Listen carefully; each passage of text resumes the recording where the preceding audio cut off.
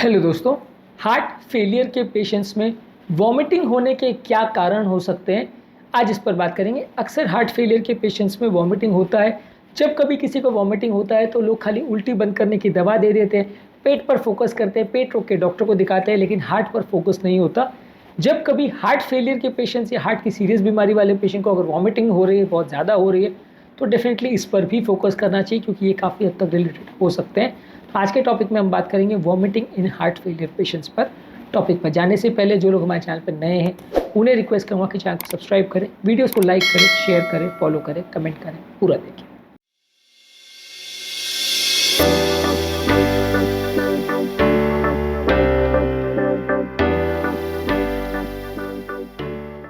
इस टॉपिक में जो पॉइंट्स पर हम बात करेंगे वो सारे ही बहुत इंपॉर्टेंट है, इसलिए इसको एंड तक देखिएगा, बीच में इसे स्किप मत करिएगा। चलिए शुरू करते हैं ये इंपॉर्टेंट वीडियो। सबसे पहले समझने की ज़रूरत है, जब कभी किसी व्यक्ति को हार्ट फेलियर होता है और खासकर राइट साइड का हार्ट फेलियर होता है तो लिवर में अक्सर पानी भर जाता है, पेट में पानी भर जाता है, जिसकी वजह से खाना प्रॉपर अब्जॉर्ब नहीं हो पाता। लिवर में जब पानी भर जाता है तो व्यक्ति को जॉन्डिस वाले पेशेंट्स की जैसी हालत हो जाती है और वॉमिट बार बार होने लगता है। बॉडी एक तरह से कोशिश करती है वॉमिट द्वारा कि अपने एक्सेस फ्लूइड को निकालने की, जिसकी वजह से व्यक्ति को बहुत ज़्यादा वॉमिटिंग होने लगती है। तो अगर पेट में पानी भरना चालू हो गया और खासकर लिवर में पानी अगर भर गया तो ये एक इंपॉर्टेंट कारण हो सकता है जिसकी वजह से व्यक्ति को वॉमिट हो रही है। और ऐसे में सिर्फ वॉमिट की अगर आप दवा दोगे तो कुछ फ़ायदा नहीं होगा। पेशाब बढ़ाने वाली दवा दे के अगर ये पानी को निकाल दोगे आप तो पेशेंट को तुरंत 24 घंटे के अंदर ही उसमें राहत हो जाएगी। इसके अलावा कुछ हार्ट फेलियर की मेडिसिन जैसे एसी इनहिबिटर्स, बीटा ब्लॉकर और डिजॉक्सिन के प्रयोग से भी लोगों को नौजिया, वॉमिटिंग हो सकता है। यदि इसमें से कोई दवा चल रही है और ज़्यादा डोज पे चल रही है तो डोज को चेंज कर सकते हैं। इसके अलावा कई बार किसी व्यक्ति को जब सीवियर हार्ट फेलियर होता है तो गैस्ट्रोपेरेसिस हो जाता है, यानी पेट में जो मसल की मूवमेंट है वो कॉम्प्रोमाइज़ हो जाती है, जिसकी वजह से खाने का प्रॉपर मूवमेंट नहीं हो पाता। इसकी वजह से पेशेंट को वॉमिटिंग, ब्लोटिंग, एसिडिटी और नौजिया के सिम्टम्स हो सकते हैं। यानी कि जब सीवियर हार्ट फेलियर होता है तो आंतों में प्रॉपर ब्लड सप्लाई नहीं जा पाता, मसल मूवमेंट नहीं हो पाती और खाना का जो प्रॉपर ऊपर से नीचे तक मूवमेंट होना चाहिए, जिसके में मसल उसको दबा दबा के खाने को धक्का देते हैं, वो सिस्टम कॉम्प्रोमाइज़ हो जाता है, जिसकी वजह से लोगों को गैस्ट्रोपेरेसिस होता है। और गैस्ट्रोपेरेसिस जब होता है तो वॉमिट होता है। गैस्ट्रोपेरेसिस का मतलब है कि पेट पैरालाइज हो जाना एक तरह से। इसके अलावा हार्ट फेलियर वाले पेशेंट में कई बार इलेक्ट्रोलाइट इम्बैलेंस हो जाता है, खासकर लो पोटेशियम लेवल जब होते हैं या हाई सोडियम लेवल जो होते हैं, इस तरह के पेशेंट्स को भी वॉमिट होने का चांस ज़्यादा रहता है। इस तरह के पेशेंट को भी पेट खराब होने का चांस ज़्यादा रहता है, गैस्ट्रोइंटेस्टिनल सिम्टम्स ज़्यादा रहेंगे।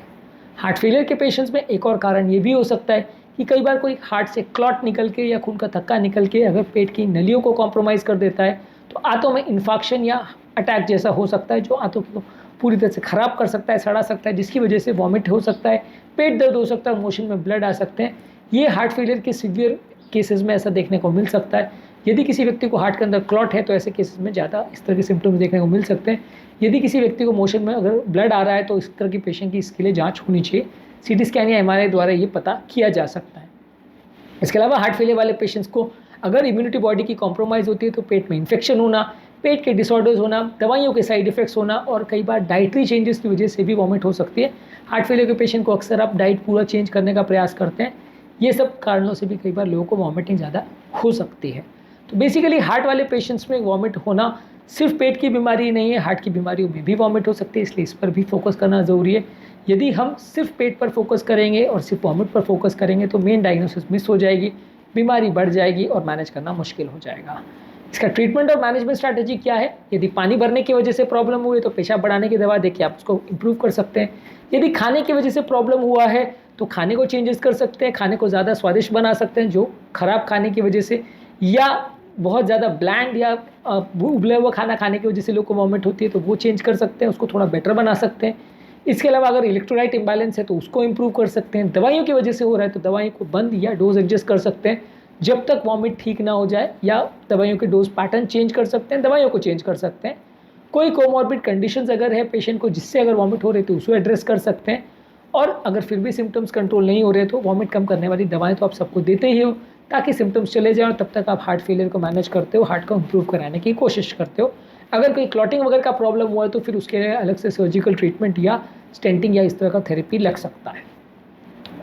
तो आज के टॉपिक में हमने बात करी हार्ट फेलियर के पेशेंट्स में वॉमिटिंग के क्या कारण हो सकते हैं और कैसे हम इसे मैनेज करें। टॉपिक एंड करने से पहले जो लोग हमारे चैनल पर नए हैं उन्हें रिक्वेस्ट करूँगा कि चैनल को सब्सक्राइब करें, वीडियोज़ को लाइक करें, शेयर करें, फॉलो करें, कमेंट करें, पूरा